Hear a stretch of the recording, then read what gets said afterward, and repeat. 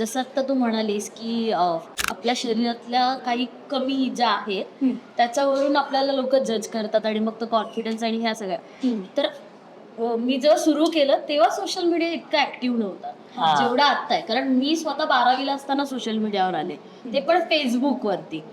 तर इतकं असं सोशल मीडिया नव्हतं. जेव्हा सुरुवात केली कामाची तेव्हा खूप बोलणी खावी लागली, फॅमिली पासून ते सगळ्यांचीच. म्हणजे आजूबाजूच्या लोकांची पण, किंवा काय आहे, हे इथलं क्षेत्र निवडलंय यांनी, हे ह्याच्यात कुठलं क्षेत्र निवडलंय का तू हे कोणतं क्षेत्र हा निवडलंय? मी म्हणजे कोणतं क्षेत्र निवडलं नाही, त्याच्यात होणार आहे का करिअर, आपण काय शिकायचं, जॉब करायचा, लग्न करायचं, ह्या एका चौकटीतच आपला समाज, बराचसा समाज ह्या चौकटीतच काम करतो. खूप एका पॉईंट नंतर घरच्यांना पण होतं ना की तुझ्या सोबतच्या मुली आज छान जॉब करतायत, आज त्यांचं खूप छान होतंय, त्या कुठेतरी पुढे जात आहेत, तुझं काहीच होत नाहीये, तू काहीच करत नाहीयेस, आमचेच पैसे घेऊन तू बाहेर ऑडिशन्सना जातेस, तिथेही रिजेक्शन येतात, तर काहीच घडत नाहीये तुझ्या आयुष्यात, तर काय करायचंय तुला बाई, ते ठरव.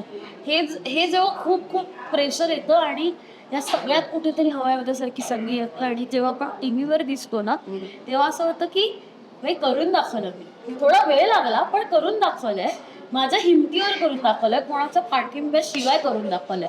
कारण असं कोणीच नाहीये की तू जा मी आहे, असं कोणीच नाहीये. किंवा